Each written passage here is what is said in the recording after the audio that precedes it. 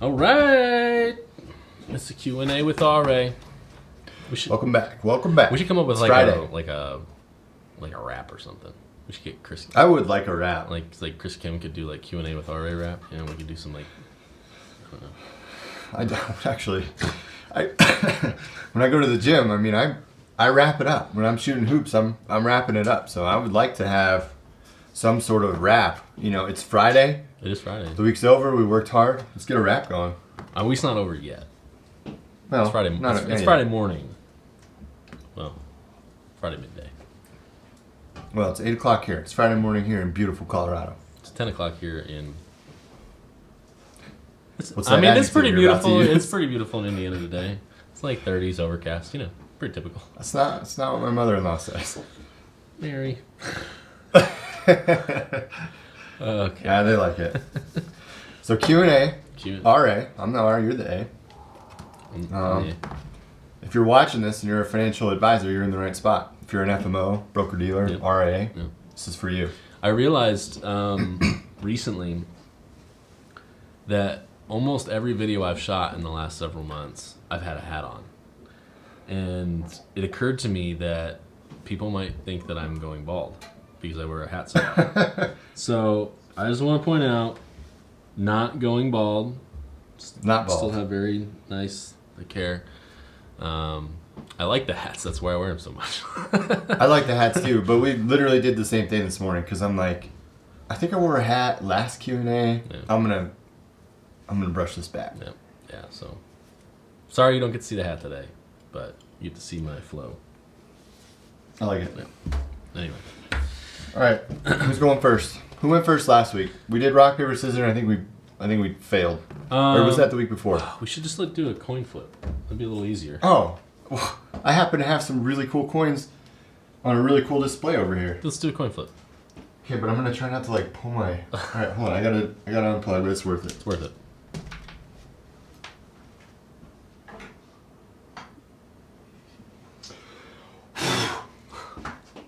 Great. That wasn't loud at all. Okay. It wasn't loud at all when you dropped those coins on your desk. Just like. I mean, I didn't hear it. I was unplugged. It rang through my ears like a bass drum. I got this nice whoa, That display here. That display, I love it, but it hurts my heart a little bit because I can never top that display. That was Richie's Christmas present last year, and I don't know if I can ever do better than that. I wish I could, but So when you're in the Air Force, when you're in the military, but obviously I was Air Force, so I can only give my experience. But you get this one. This is when you graduate from basic training. It's not called boot camp in the Air Force. It's called basic training. When you graduate, you get your airman's coin. You only get one of these. This is it. Like you line up, you do your airman's run. Your family's there. You do this big parade, and you do the salute, and you get your coins. So this is like a big deal. Coins are big. So when you get to your base, you always try to get like a base coin. So I got one of Colorado when I was here at Buckley. Got that bad boy. But the real ones are the ones that you get, an officer gives you because you've earned it. So I worked at the MOC, which is an operations control center, and did something really cool. I got a 3-star general to give me this coin because I did something awesome and he rewarded me for it. So this one I'm really proud of.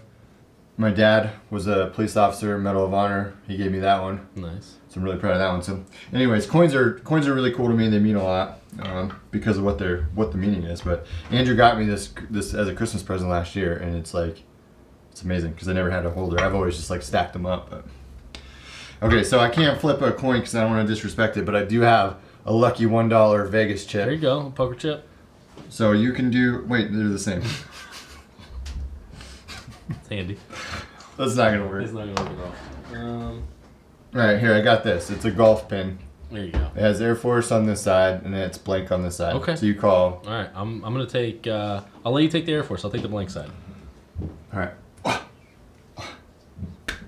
Ready? I'm ready. So you go first. Air Force. Okay. All right, that's gonna stay down there. I can't unplug again. Okay, I'll go first. Now that we're 5 minutes deep here, if you're still with us, we got some good questions now. Okay, Andrew Reese. Yes. That's who I am. I'm on the phone with a brand new advisor. Okay. To us, not to the industry. Yep. He has a presentation, but he wanted to know if I use your seminars, it's turnkey on the website. What does that mean? Can I use my own presentation?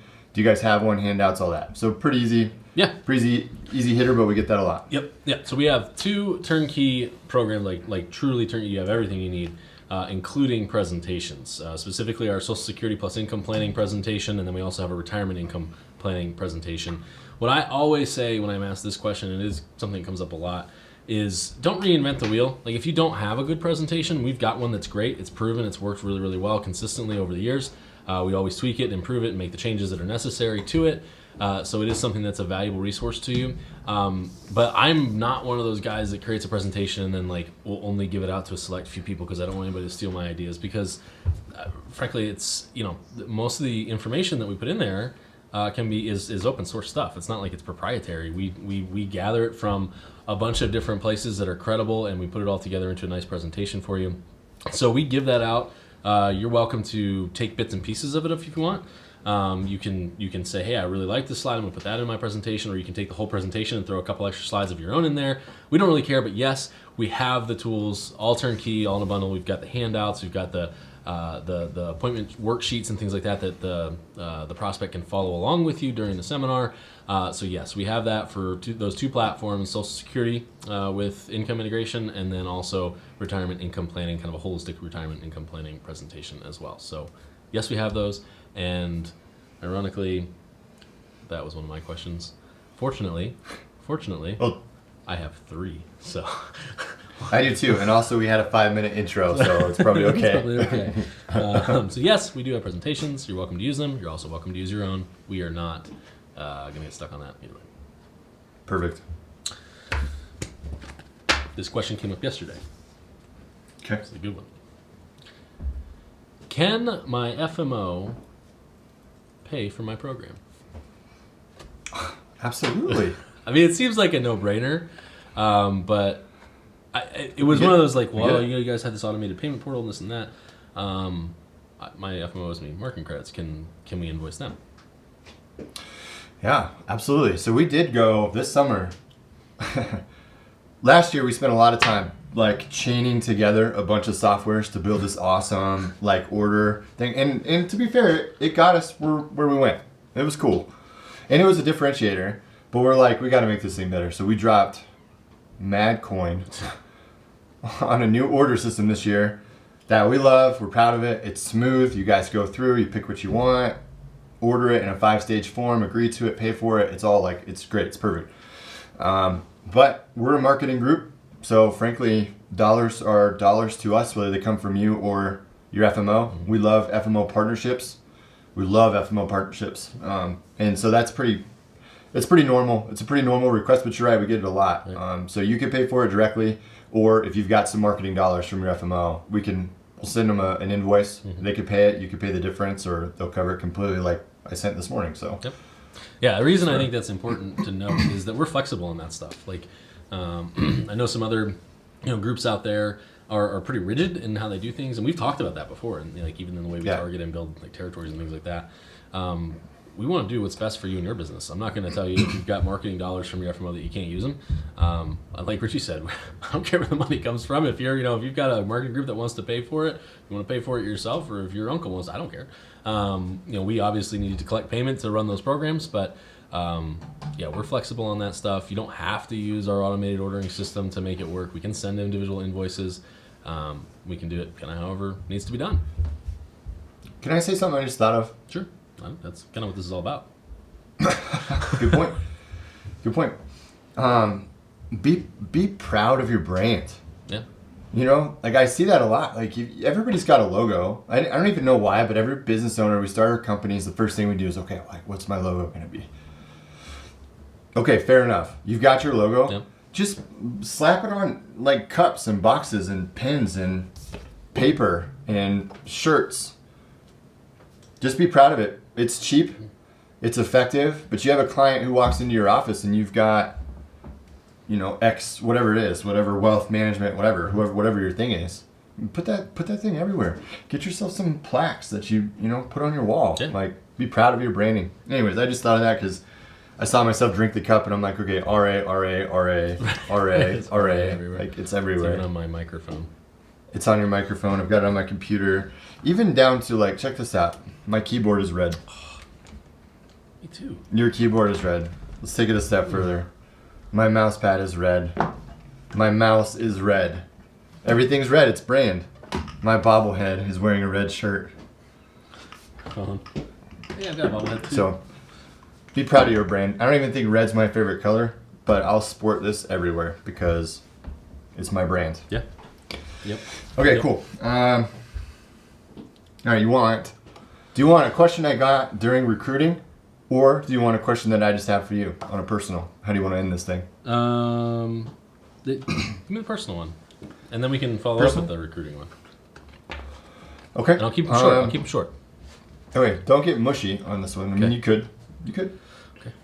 Tell me about how you and Rich met. I did get this one. It wasn't this week. Full disclaimer, like, I didn't make this up, but I didn't get it this week. But people want to know, how did RA start? How did you and Richie meet? He's in Indiana, you're in Colorado. How did that even work out? So tell me that story, man. Yeah. So I was working at an FMO. I started there in 2012. I was doing some recruiting, business developing, all that good stuff. And as we grew, as we got more production, we needed more recruiters and business developers. And so Richie was one of the candidates that applied and got the job.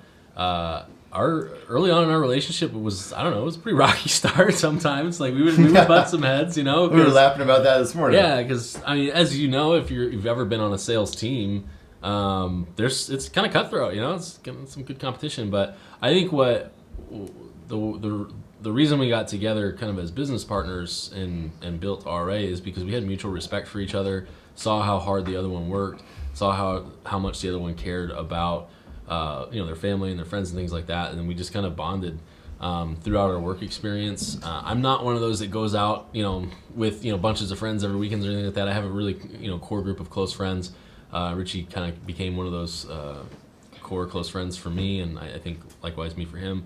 While we were working at that FMO, and we both saw the opportunity to do something bigger and better and greater, and I couldn't imagine doing it with anybody else. So. Okay. Yeah, next week I got a follow-up question to that. Now I have to ask you a personal question. Okay. What did you get your wife for Christmas? Dude. Never mind. I'm just kidding. No, I can tell you. She might. Will this be out before Christmas? Maybe. Probably not. Probably not. No, I don't think so. It'd be probably the week of or after. Of or after. Yeah. That's fine. Here's the problem, though. I haven't ordered it yet.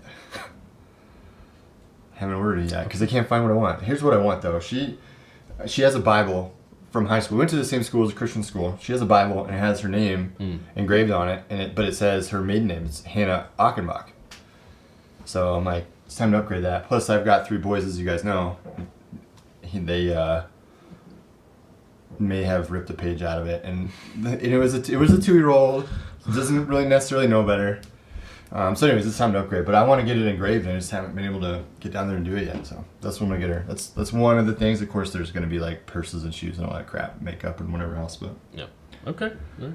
Well, I was just checking because what'd you get me for Christmas? I'm not talking about it, Rich. What'd you? I'm not talking about it. I already told you I'm not talking about it. What? Nope. I'm not talking about it. I'm not putting that on the record. All right. Real question. Real Q&A. Okay. Can I do a Saturday seminar? When's my gift gonna be here? At least tell me that. I haven't even sent it yet because I'm not convinced I want to do it. Yeah, you do. We already talked about it. Yes. Yeah, you can run Saturdays. We actually have people that that's their favorite. They like to run that 9:30, 10 a.m. Saturday. I wouldn't do like a Saturday night. Right. Or even afternoon thing, but 9:30 or 10 a.m. we get that regularly. What I like about those, it's just a little bit different of a crowd. Like there's nowhere to be. I'm not like worrying about work or life stuff necessarily on a Saturday. Right. So I could come hang out. You could bring in a box of donuts and some coffee, which is everybody loves donuts and coffee for the most part. I mean, that's really easy, a lay down hitter that goes over well. So yeah, I like them. Run them. We don't. It's not guarantee would still apply. All of that is still included. We're not too crazy about that. You might see. I mean, let's be realistic. You might see a little bit lower. Yeah, maybe. I mean, maybe. We've seen some of our better results on Saturday sometimes. Yeah.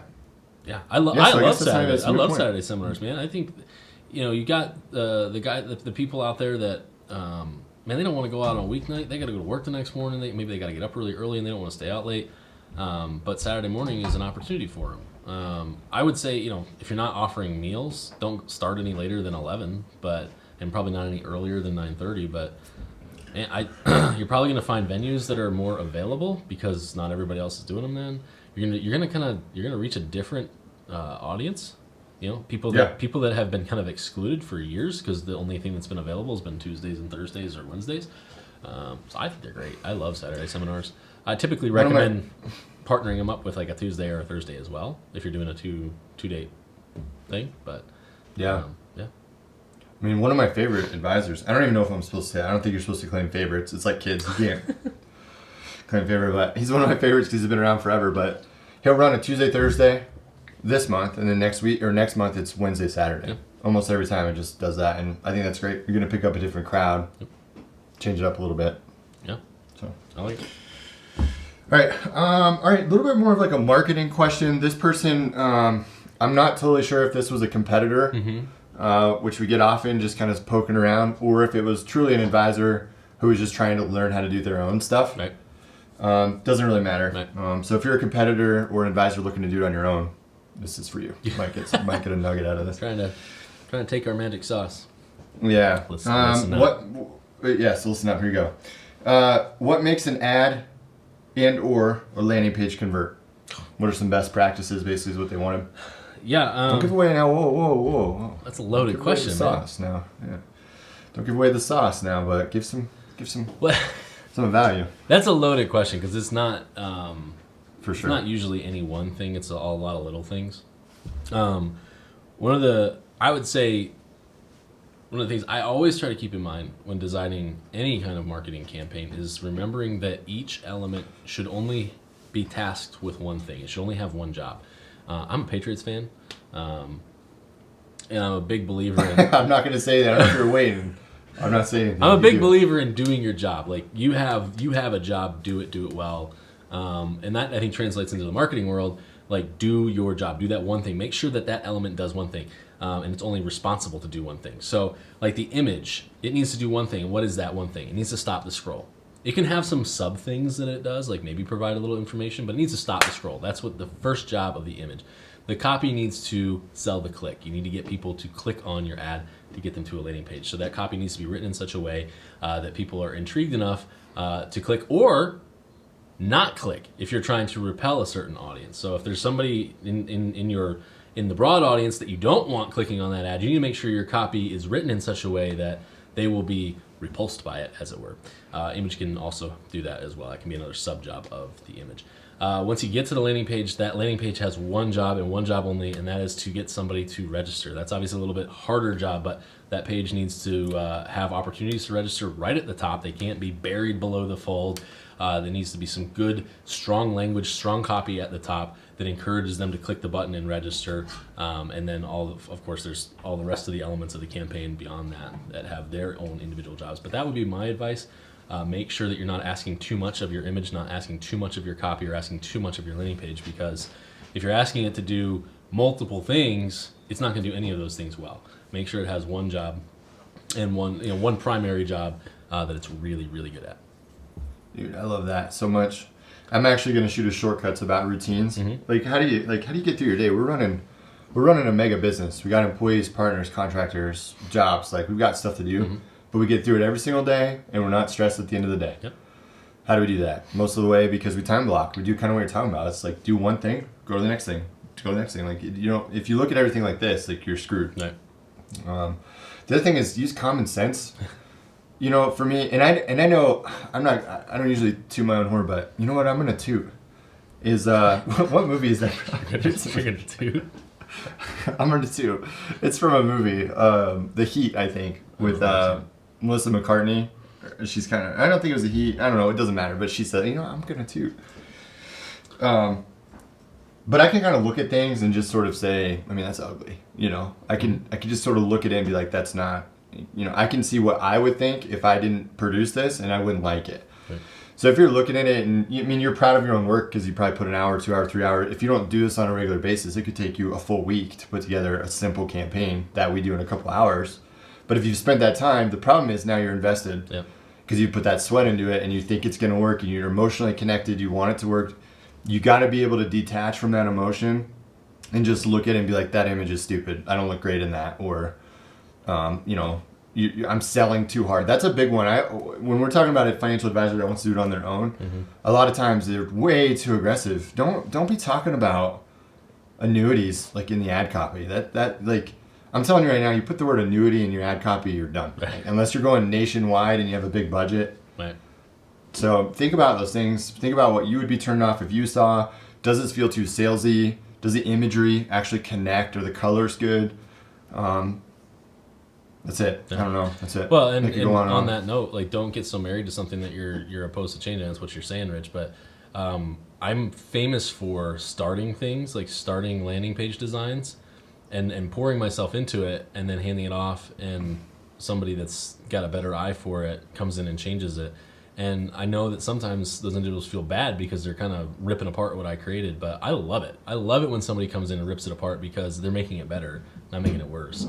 So don't get so emotionally attached to what you created that you couldn't have a partner or somebody come in and make a recommendation that you get offended by the fact that they say, hey, you know what, that image doesn't look good, or those color combinations are not great, or maybe you should reword this copy. Because if you get emotionally attached to it, it doesn't necessarily mean it's actually good. It just means you're emotionally attached to it. So that would be my advice on that, is find somebody that you trust that can give you objective feedback to help you improve it.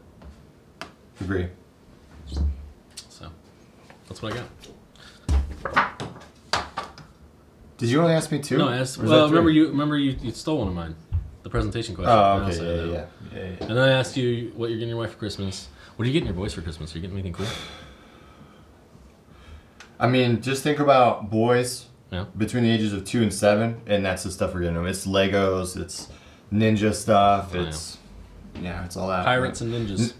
Pirates and ninjas. Ninjago, like, is so big at my house. Ninjago is like everything. So, and it's funny too, because they don't want like the 1,000-piece Lego sets where you build like the big Ninjago ship or town or city or whatever. They literally just want the little freaking Ninjago characters. Like, that's. So I'm like, cool. I mean, it makes it easy.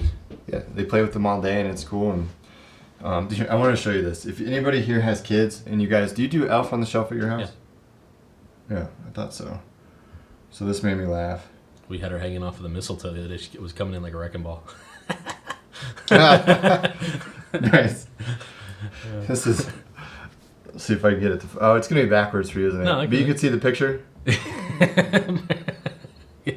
Is that funny? Because every morning, it's so true. Every morning it's dark, and I'm down here. Because I get down here, and again, that'll be on my shortcut, but I get down here about 5 every morning at least, and just do some reading, studying, growth. Sometimes even just play Call of Duty, like I did this morning. Like sometimes, just ease into your day, get it started, whatever. But I'm sitting here literally this morning, and I saw that. It was funny, but I'm playing Call of Duty, and I realized, oh crap, like the kids are like, oh yeah. So I like get in there, run, hustling.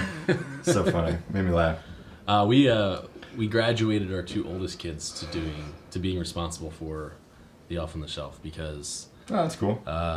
That's a long story. Maybe I'll make a vlog out of it someday about how we failed as parents and ultimately ripped the Band-Aid off of the whole Santa Claus thing. But anyway, our 2 oldest kids no longer believe in Santa Claus, which makes things easy. And they love the idea of keeping perpetuating the deceit, if you will. On the four little girls. That's really good. They are now responsible for moving the elf every night, and so far they've done a good job. Let a parent fail or parent wisdom, because really that's the key. If you can turn them away from that to being still excited about it somehow, that's the secret. Yeah, I wouldn't say it was parent wisdom. It was probably pure dumb luck. But and good kids. All right, so that's our Q&A with RA. That's right. Hey, white label. If you haven't talked to us about white label, talk to us about it. Promise you. If you're doing regular seminars, I shouldn't touch my desk because my camera moves. Yeah. If you're doing regular seminars and you have a proven history, you definitely want to talk to us about white label, I promise. So do that. Yep. What else we got going right now? And 2020 is almost here. By the time you're seeing this, it may already be 2020. One of the things that's the biggest frustration to me in this industry is it seems like a lot of folks take time off during this time of year and don't adequately plan for January and February. Man, in our experience, the best times to market are, pretty early in the year going through the springtime. And if you don't have a plan in place already, you're kind of behind the 8 ball because it's time to get those things scheduled. Other advisors, your competitors are out there booking venues. Make sure you're booking venues and getting your seminar set up and your planning in place for Q1 because it's time to start making hay again. I know we've enjoyed some time off during the Christmas and Thanksgiving and New Year's holiday season, but it's time to hit the ground running. Yep, Relay, get you some dollars back in your pocket. Yep. YouTube, go ahead and subscribe. This will probably be on YouTube. I'm not sure. Facebook, go ahead and like our page. Yep. We may even just start doing discounts for those types of things. But that's a good idea. If you gotta subscribe to click the to get YouTube it, channel, so. maybe we give you a little credit gotta click towards to one of get your it. marketing campaigns. I like that. And you will see us at events this year too. I'm excited about that. We've got some in our back pocket, ready to go. Already So scheduled and ready to we'll go. see you there. All right. We'll see you for the next one. All right. Take care. All right. Thanks, guys.